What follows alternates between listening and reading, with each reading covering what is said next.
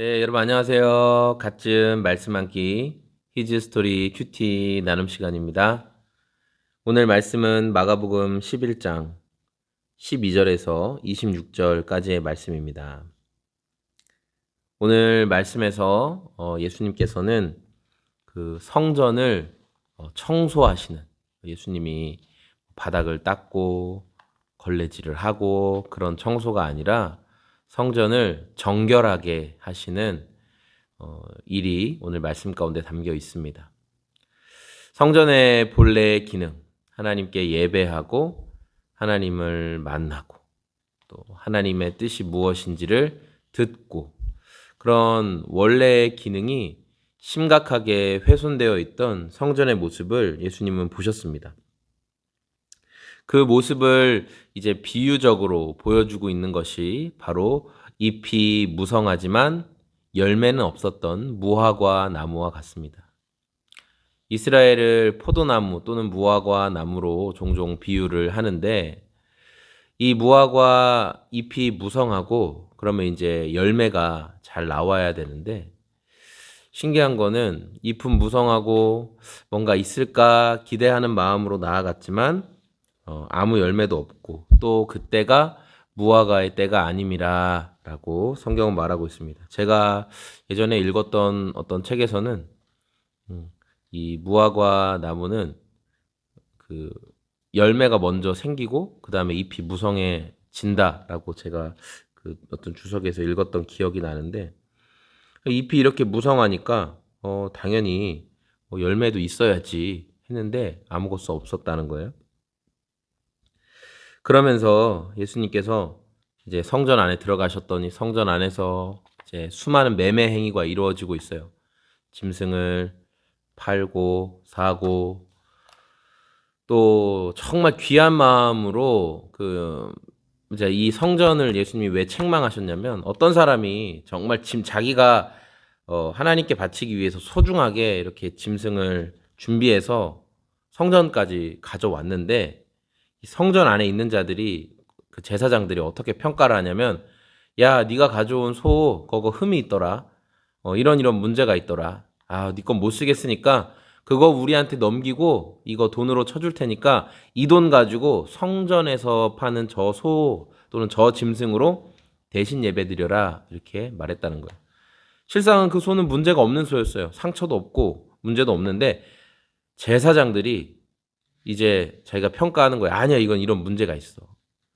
이 사람이 하나님 앞에 정말 감사하는 마음을 가지고 소중하게 돈 얼마를 가지고 오는 것이 여러분 힘들어요? 아니면 그 짐승을 정말 잘 이렇게 데리고 먼 거리를 이동하는 게 힘들까요? 생명을 데리고 이동하는 게 힘들죠.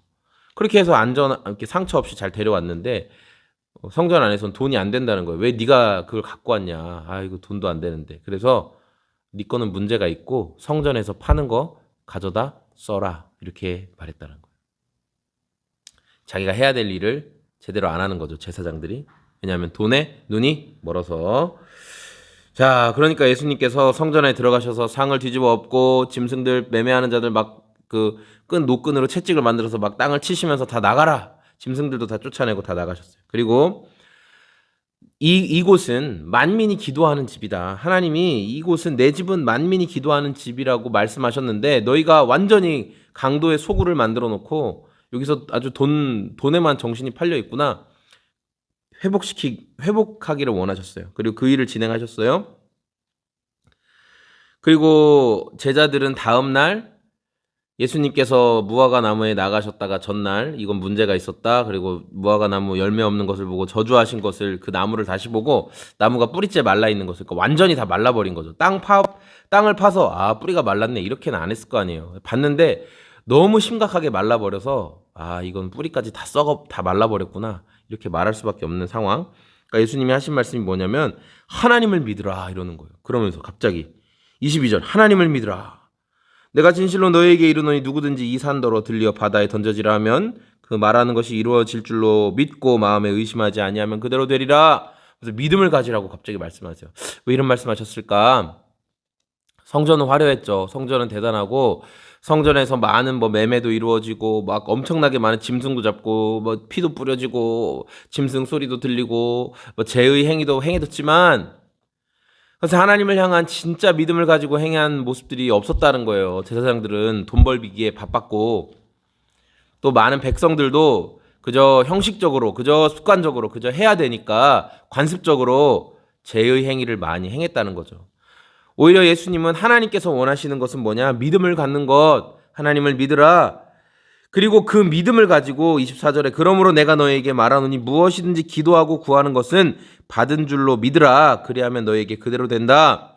차라리 너희가 누구에게 혐의가 있으면 용서를 해주고 하늘에 계신 너희 아버지께서 사하여 주심을 믿어라. 그러니까 너희 삶의 자리에서 똑바로 살고 너희 삶의 자리에서 하나님이 원하시는 것이 무엇인지 분별하는 것이 정말 중요하다. 너희가 그냥 습관적으로 와서 짐승 잡고 돈 바꿔서 뭐 하고 어쩌고 하는 것이 하나님이 기뻐하시는 예배가 아니다라고 말씀하시는 거예요. 그렇게 화려하고 그렇게 대단한 성전 안에서 드리는 어떤 행위가 입만 무성한 저 무화과 말라 죽어버린 저 무화과 나무처럼 쓸데없는 짓이다라고 말씀하신다는 거죠. 저와 여러분의 오늘의 삶의 이 말씀이 어떤 의미로 다가오는지 또 스스로 각자 아마 묵상하시면서 많은 생각들이 있을 것 같습니다. 소금이 맛을 잃으면 사람들에게 밟혀지고 아무짝에도 쓸모없는 것처럼 그리스도인들이, 예수님의 사람들이, 하나님의 사람들이, 성령의 사람들이 그 해야 될 정말 본질을 잃어버리고 그저 수많은 행위들에만 집중하고 있다면 우리는 아무짝에도 쓸모없어서 던져져 밟혀질 것이고 또한 입만 무성한 또 많고 화려하고 대단하고 뭐 말도 많고 시끄럽고 분주하고 웅장하고 그런데 거기에 예배 받으시는 하나님은 빠져 있을 수 있다라는 것을 우리가 좀 기억했으면 좋겠습니다. 여러분 감사합니다. 오늘도 참된 그 본질을 놓치지 않는 저와 여러분의 오늘이 되기를 소망합니다. 지금까지 저는 소금 제작소를 섬기고 있는 소금 제작소의 공장장이었습니다. 오늘도 기쁜 하루 보내십시오. 감사합니다. 안녕히 계세요.